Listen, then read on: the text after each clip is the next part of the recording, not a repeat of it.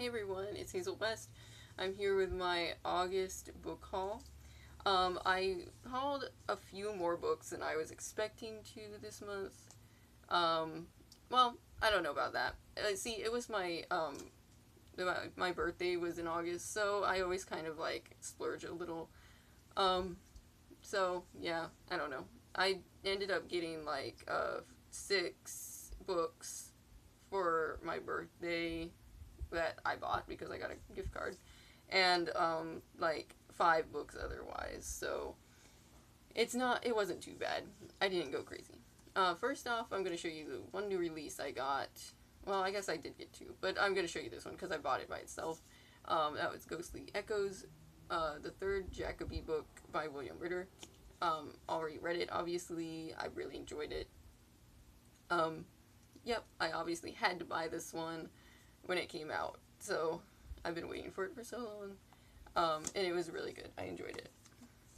After that, when I had my birthday gift card, I went to Barnes Noble and kind of splurged a little on getting some books. The first one I got was Cold Days by Jim Butcher. I honestly don't know which number this is. It's one of the later ones in the Dresden Files. But this was the final Dresden book that I had to buy. So I'm kind of sad because now I have to wait for him to write more. I mean, I haven't read up to that point yet, but still, it's kind of like, I think I only have like 6 books left in the series, and it makes me sad. But anyway, I have the whole series now, so I won't have to wait to collect anymore, at least. Then I got The Book Thief by Markus Zusak. This has been one I've been wanting to read for a long, long time. It's one of those books that it's like, I know they'll always have it at the bookstore, so I never buy it. I think is why. Because Barnes & Noble, at least my Barnes & Nobles, are usually so, like, they go through books so quick. Like, they only have, like, either really popular stuff or, like, really new stuff. And half the time they don't really have even the new stuff. So I'm like, this one is always there, but I finally ended up buying it because um, I really want some World War II books, because I kind of have a sort of writing project that I'm working on that I just really, for World War II stuff setting, and I just really want to, like, kind of imbibe in this before NaNoWriMo this year. So that's kind of, I'm trying to collecting a lot of World War II era books. And then I got Anna Dressed in Blood by Kentara Blake. This is the first book in the Anna Dressed in Blood duology. I read this a while ago, really liked it. So I finally picked it up, and they have the new paperback, which I think is really pretty. But I love Cass and his friends, and I wish she'd write this as a series, honestly, because I loved both books a lot. And I think it would make a great series, but oh well. Then I got My Lady Jane by Cynthia Hand, Brody Ashton, and Jody Meadows. This one, when I saw it coming out, I was like, wow, that sounds like a really good book. And then my friend Abigail read it, and she's like, this was just really, really good and really funny. And it sounds like just the kind of thing I love. Like, I mean, it's kind of hilarious because, like, probably about 5 or 6 years ago, I would have looked at a book that is this historically inaccurate on purpose, and I would have, like, been such a snob about it. But now that's exactly the kind of historical novels I want to read. I'm tired, okay? Essentially, that's the reason, but I'm really, really looking forward to reading that one. After that, they had, this is one I've been wanting for a while, the Barnes & Noble always has such lovely, lovely copies, and this one is A Treasury of Irish Fairy and Folk Tales. This is one I've been looking for so long, because when I first saw they had it, I was so excited, but I didn't have the money to buy it that day. And then the next time I went, they didn't have any copies left. And you can't order these in for some reason.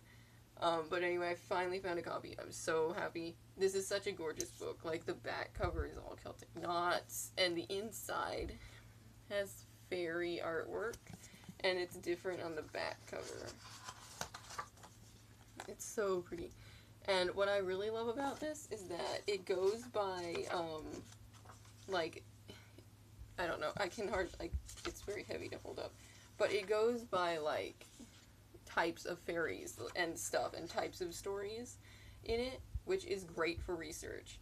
And, because obviously I write a lot about Celtic Irish folklore and fairies. So this is actually technically a research book for me, even though I will also really enjoy it. But I've been looking for something for so long with like a bunch of like traditional fairy stories in it, and I was so happy they decided to make that. And then I got the complete Edgar Allan Poe, also the Barnes and Noble edition. This is another one I've been looking for a long time. Although it's always been there, I just haven't. I just decided to splurge for my birthday to get these. I always love the collections, and I love Poe. I've wanted to get a collection of his for a long time. This one is really pretty as well. It has like the moon and the raven. The spine has like the telltale heart on it. It's just so cool and gothic looking, and I loved it so much. Yeah, and it has like essentially everything, which is what I've been looking for. Then finally, my friend and I decided we needed a day to go used book shopping, so we went to our favorite used bookstore, and I picked up a few more books that I've been looking for. The first one was The Graveyard Book by Neil Gaiman. I've been wanting this one for a long, long time.